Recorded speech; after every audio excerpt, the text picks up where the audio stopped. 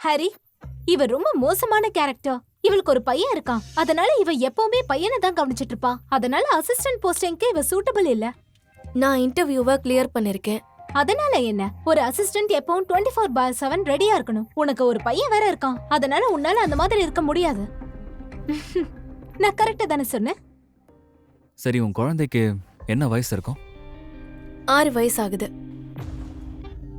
அப்படியா? நீ ஜாயின் பண்ணிக்க, உனக்கு வேலை கிடைச்சிருச்சு. நிஜமாவா?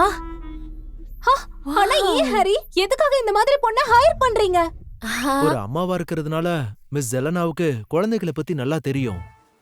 எங்க சாரும் இதெல்லாம் கத்துக்க விரும்புறாரு. என்ன? ஆனா ஹாரி எதுக்காக இதெல்லாம் கத்துக்கணும்?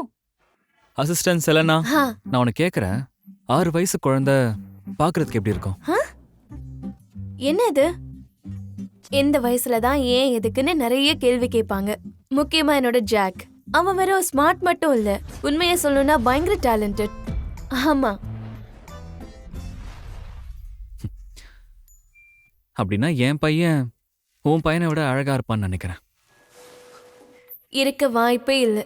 ஜாக் அழகுக்கு முன்னாடி யாரையும் கம்பேர் பண்ணவே முடியாது. ஆனா இவன் பாஸ், என்னால ஆர்கியூ பண்ண முடியாது. என்கிட்ட என் பையனோட வீடியோ இருக்கு, அதை பார்க்க விரும்புறீங்களா?